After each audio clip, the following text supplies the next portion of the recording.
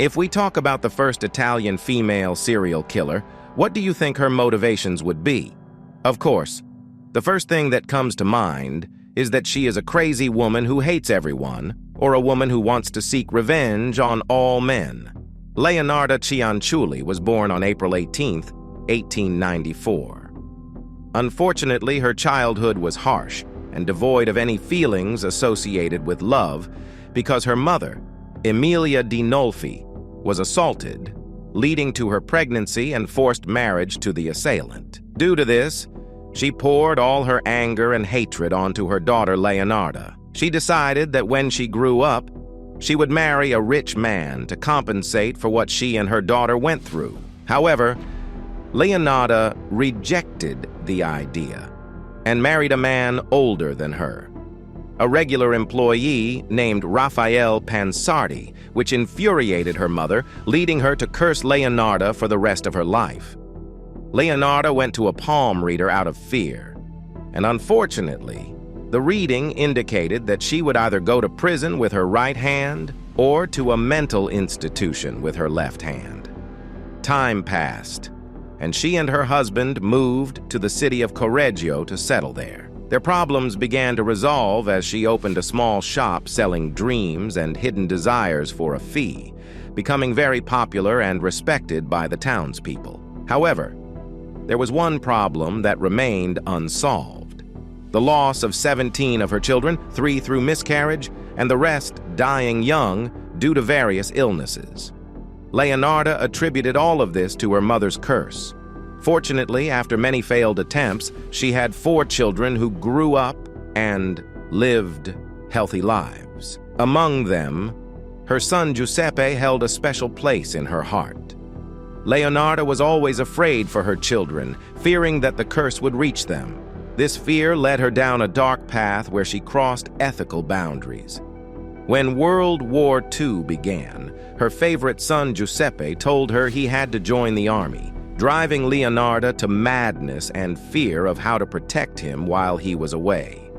This is where she concocted a plan that even the devil himself might find evil, starting her killing spree. Fantasia Setti, a 73-year-old woman looking for a husband, visited Lionarda. She had been a spinster for a long time, and Lionarda, the dream maker, managed to secure a young husband for her in Pola, now Croatia, taking 50,000 lire from Fantasia and convincing her to keep everything secret until she traveled to avoid envy. Before leaving, she sent a few messages to her family to assure them she had found a husband, causing confusion as to why she didn't bid them farewell in person. Before traveling to Pola, she visited Lionarda to celebrate the new groom. Another customer, Francesca Soavi, 50 years old, was seeking new work. Lionarda found her a suitable job as a secretary in a girls' school in southern Italy for 3,000 lire.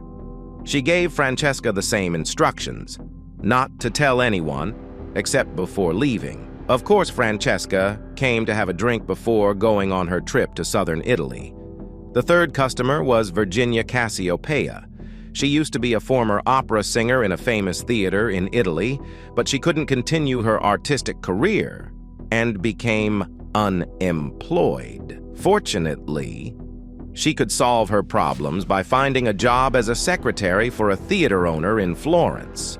She was given the same instructions, but Virginia couldn't resist telling her sister about this wonderful news and excitement. Virginia said she was going to visit Lionarda before leaving. However, no one heard from her after that, prompting her sister to report her disappearance to the police. The last place Francesca visited was Leonarda's house, where the police found something more horrific than they could have imagined. After conducting investigations, the police observed the disappearance of middle-aged women without a trace in the city, and how Lionarda effortlessly arranged husbands and jobs for people was suspicious. The evidence indicating that she murdered the 3 women who visited her was the discovery that their clothing had been sold by Lionarda. Consequently, she was arrested. Authorities pondered if her son was involved in her crimes. Feeling that her son was in jeopardy, Lعنة confessed everything and elaborated on the gruesome details of her actions.